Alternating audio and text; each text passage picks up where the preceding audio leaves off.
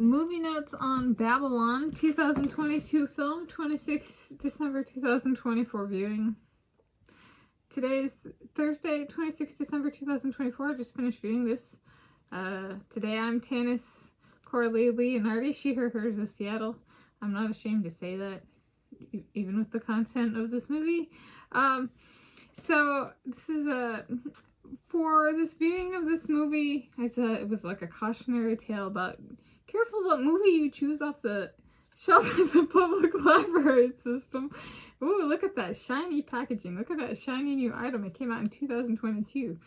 And I am working on building up my the number of movies I've seen from 2022. Like, that came out in 2022.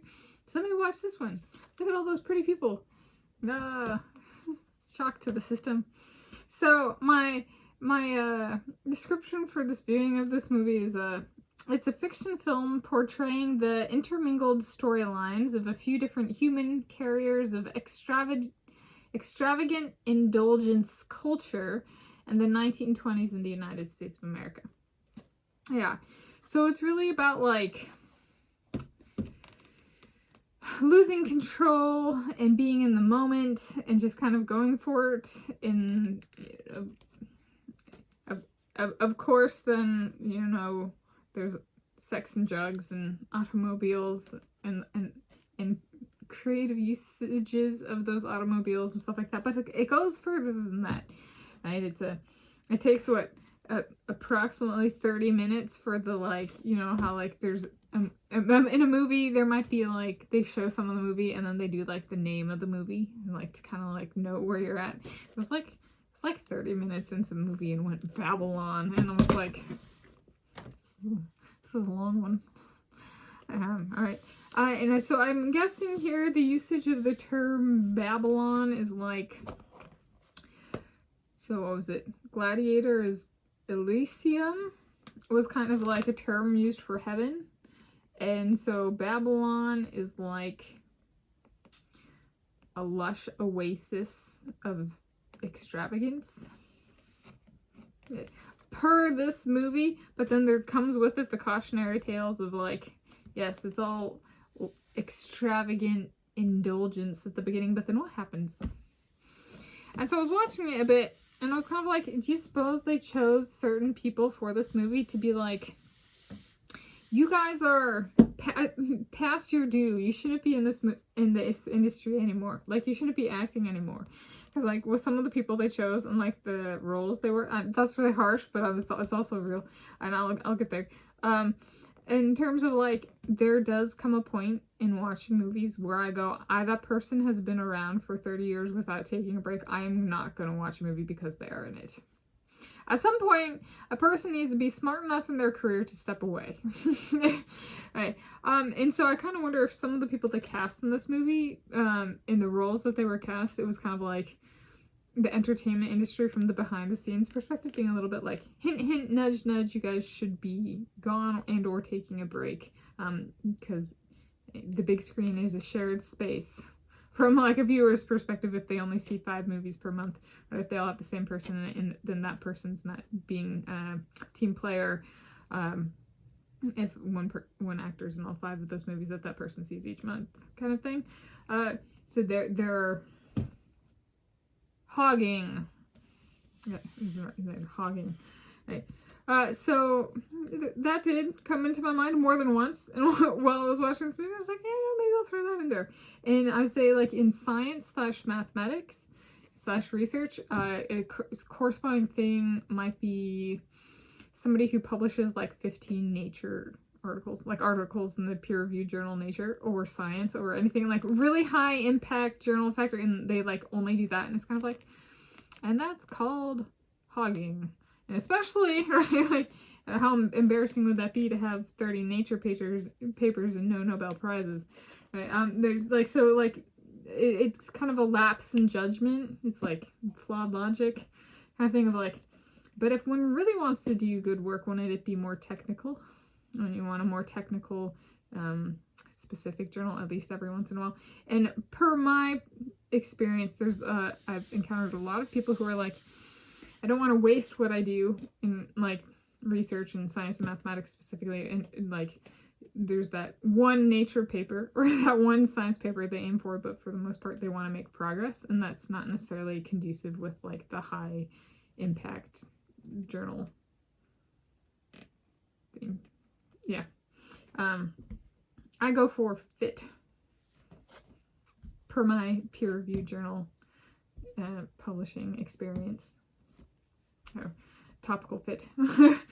And so there we go. So there's my perspective from like a different industrial based science / mathematics instead of entertainment.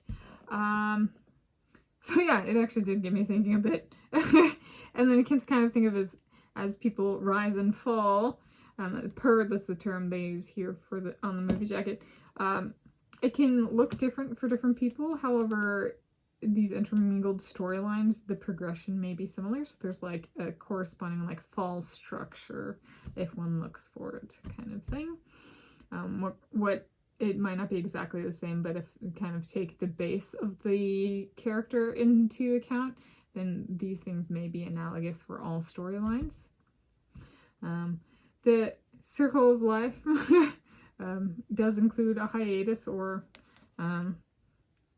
we as an audience, speaking from experience, start to go, I do judge this person in the entertainment industry poorly because they have not taken a break.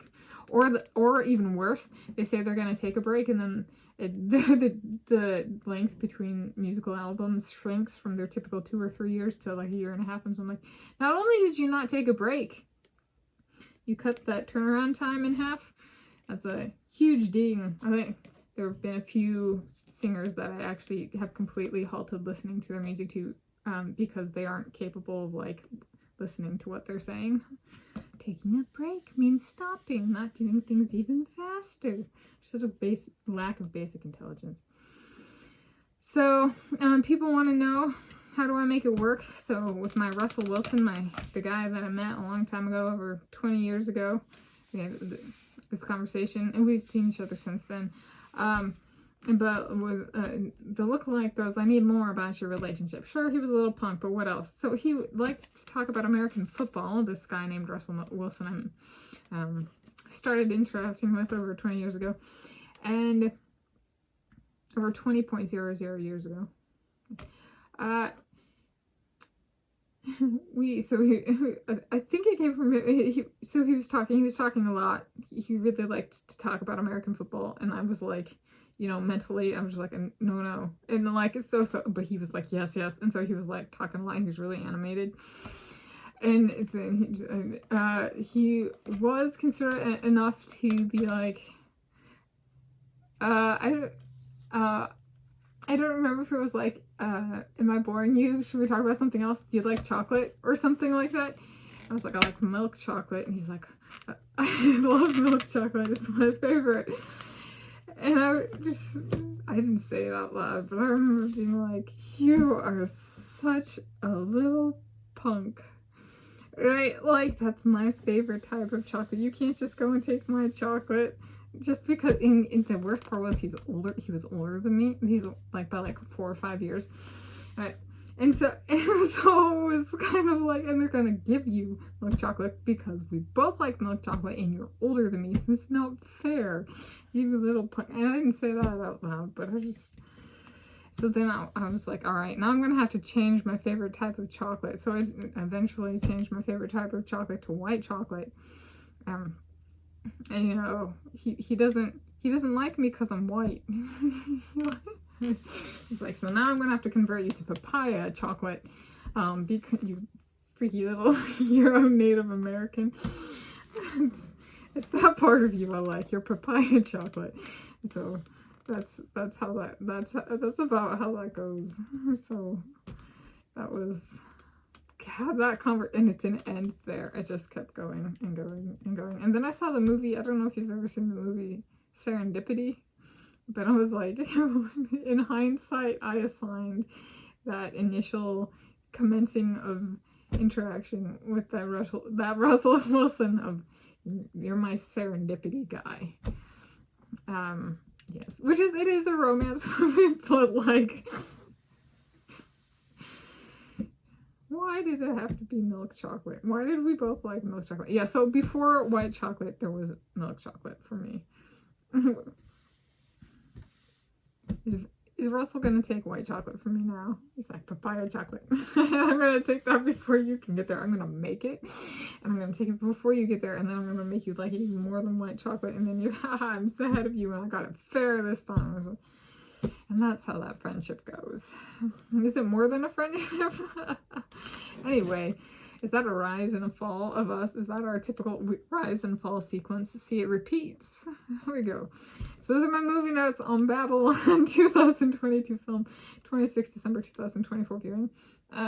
It's a very graphic movie as well. Just as a... Maybe don't show your children.